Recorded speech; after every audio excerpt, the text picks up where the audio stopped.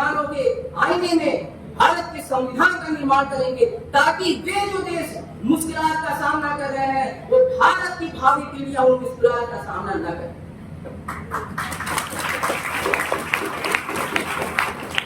हमारे मनीषियों ने दुनिया के तमाम संविधानों को अपने समक्ष रख करके भारत का एक खूबसूरत दिव्य संविधान बनाया, जिसमें भावी संकटों के सभी समाधानों को उन्होंने कल्पित किया और उनके समाधान की रूपरेखा रखी।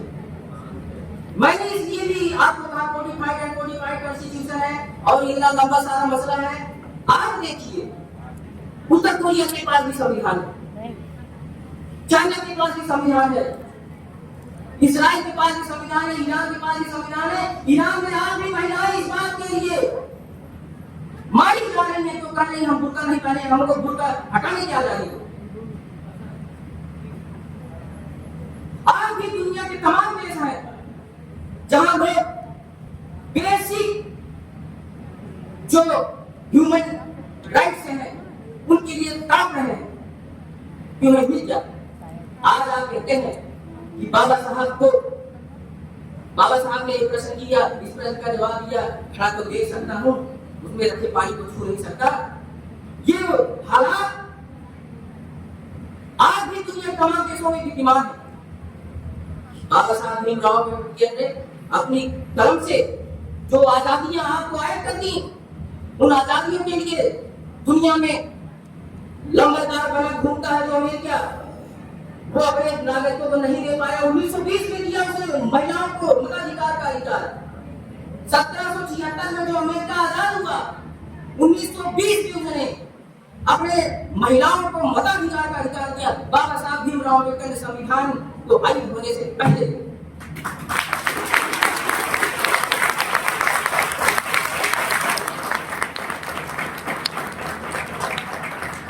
बाबा साहब ने जो संघर्ष स्वयं किया, जो तप करके उन्होंने अपने को सोना बनाया था, उस तपस्या का प्रतिफल पूरे देश के करोड़ों अरबों नागरिकों को सौंप दिया।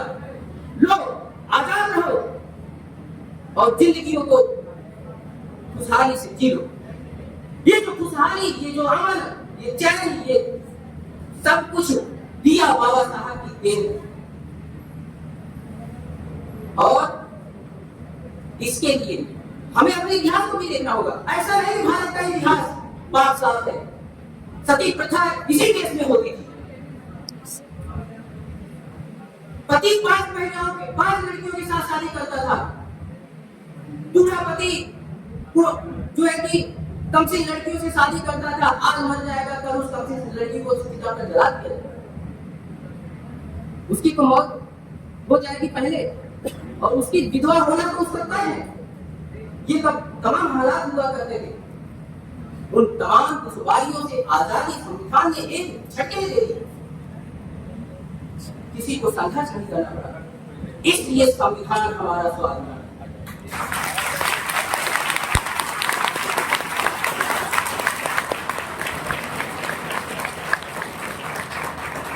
और जिस फिरका परस्ती की जमीन पर खड़े होकर के जिन्ना ने कहा हिंदू और मुसलमान तो मुल्क हैं, एक विधान नहीं हो सकते, इन्हें एक विधान से चलाया नहीं जा सकता। उन्होंने बड़े शान से पाकिस्तान तो प्राप्त कर लिया, पाकिस्तान के पहले वायसराय बने, लेकिन वे 11 सितंबर 1948 को उनका इंतकाल हो गया और देश का संविधान नहीं बना। पाकिस्तान अपना संविधान 1956 में बना पाया। कितना समय लगा? और उस संविधान की औकात नहीं थी कि मुसलमान या इस्लाम के नाम पर बड़े देश को ज्यादा वतन का एक रख पाता। 1971 में उस देश के 2 टुकड़े हो गए।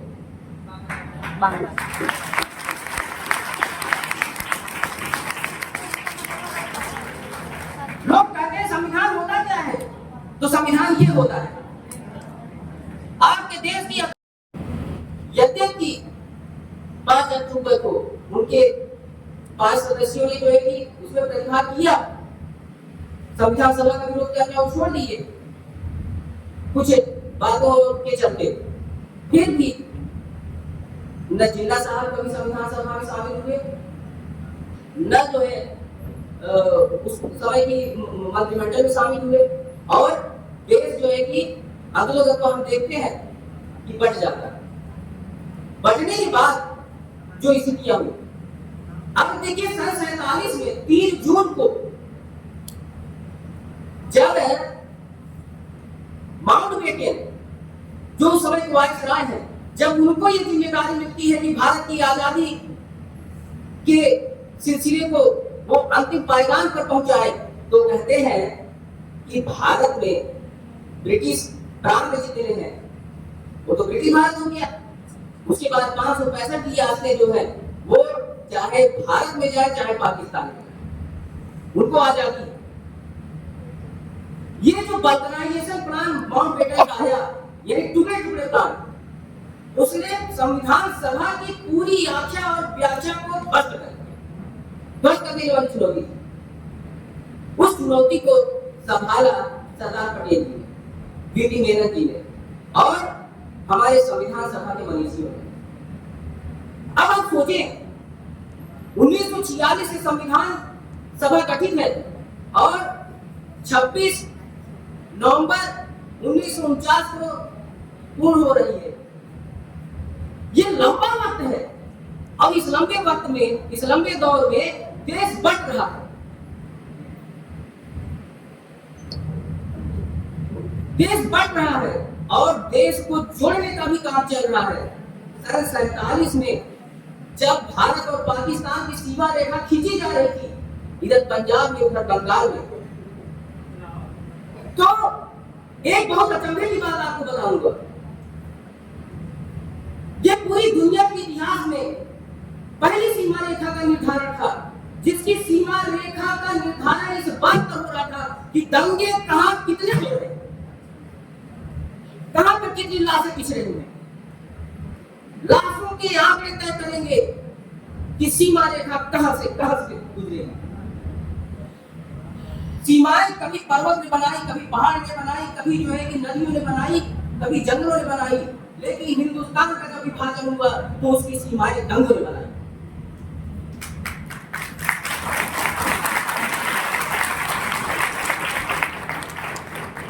ये जो फिरका परस्ती का हालत था, जब लाशें गिरने वाले कम हो जा रहे थे, लाशें पिछली ज्यादा हो जा रही थी, उस दौर में भावी भारत को अमरोचयन की राह पर ले जाने के सपना संविधान सभा में पूरा जा रहा था। एक तरफ लाशें बिछी रही थी, एक तरफ भारत की लोगों की आत्माएं दंगों से चीखने हो रही थी, और एक तरफ अखंड भारत के निर्माण के सपने संविधान सभा में पूरे जा रहे थे। ये कितना कठिन कार्य था। कभी कभी लोग कहते हैं, अरे संविधान बना दिया, क्या हमारा काम कर दिया, यहां से वहां से इधर से नकल ही करके बनाया। आज तक उस संविधान को पढ़ पाने की अकल जिनके पास नहीं है, वे लोग ऐसी बातें करते हैं कि नकल करके संविधान बना।